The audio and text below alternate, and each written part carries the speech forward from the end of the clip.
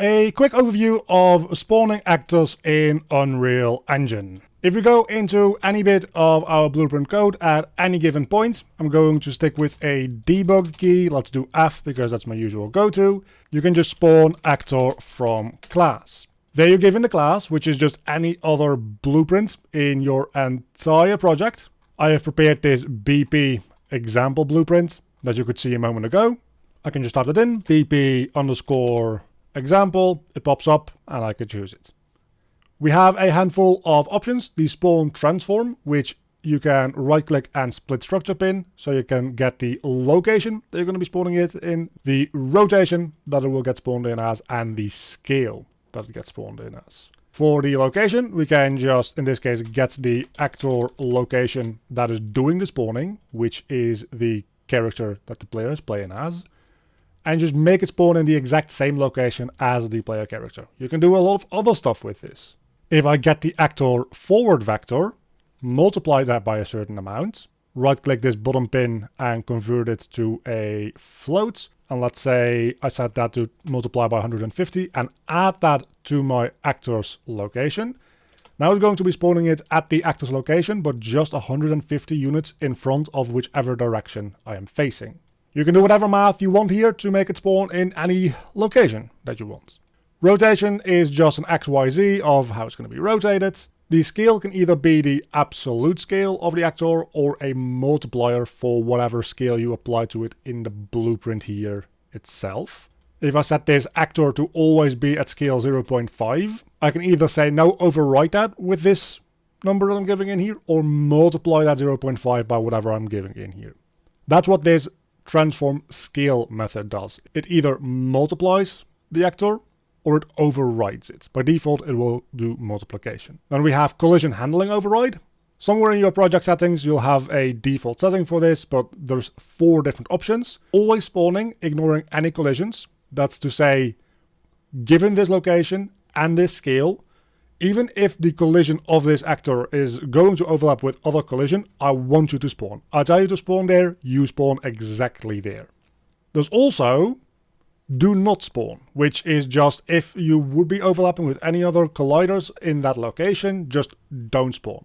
Both of those also have a version that is going to try to adjust the location first to try to find somewhere that it can spawn without overlapping with any other collision. And then depending on which one of these 2 options you choose, it will still always spawn even if it can't find anything, or if it can't find anything, it will fail to spawn to begin with.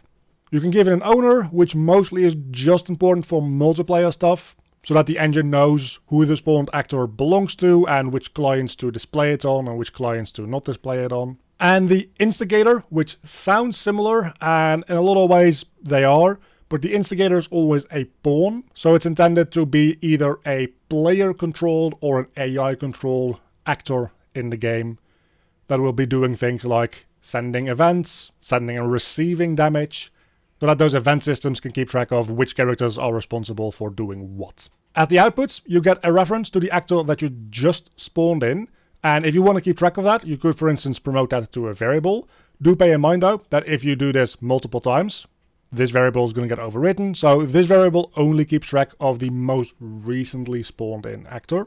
You could instead make an array and just add it to the array to keep track of multiples, or you can do a variety of different things. You also don't necessarily need to do that as a variable. If you just want to, for instance, do something when the actor that you spawned in here gets destroyed, you can just bind to event on destroyed, and that'll get you a event dispatcher that you can bind to. And now, without even having this saved as a variable, you can bind a little bit of code here that says something like print string, maybe add a little bit of score. Whatever your game needs to do, it'll run this whenever the actor that you spawned in gets destroyed. Or any other event dispatcher that you might have.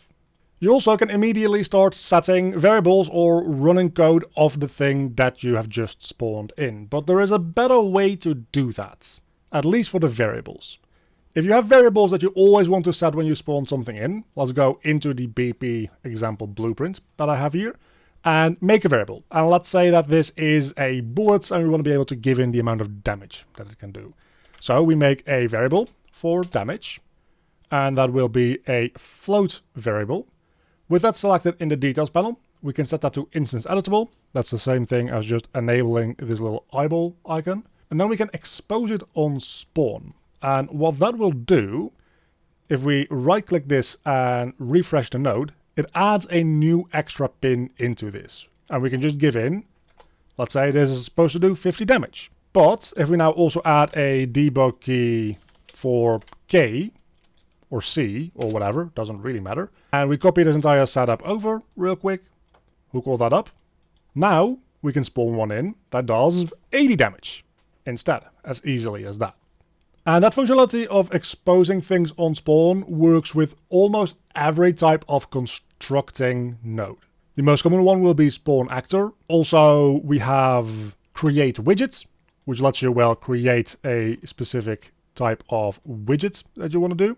If that widget also has a variable that is exposed on spawn, which is going to make this a bool for now, instance editable, expose on spawn, compile that and go back to our character, refresh, and you can see that that now also is an input value, specifically only when I want to make this type. If I go to anything else, it disappears.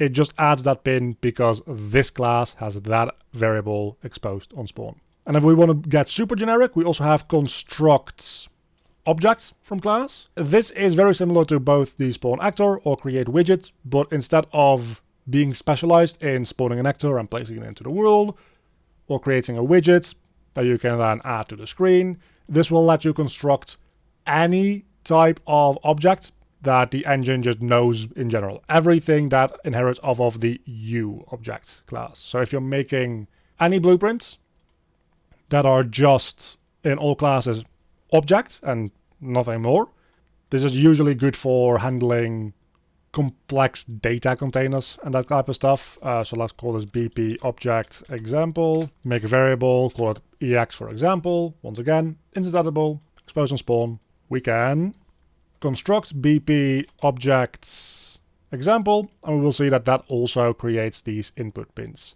All of these, very similarly, also just output a reference to whatever they just created. So those are the different types of making new objects in Unreal. Spawning actors, the most common. Create widgets, probably the second most common. And then the super generic construct objects. All of which work with these exposed on spawn variables, which are a very, very powerful thing to make use of.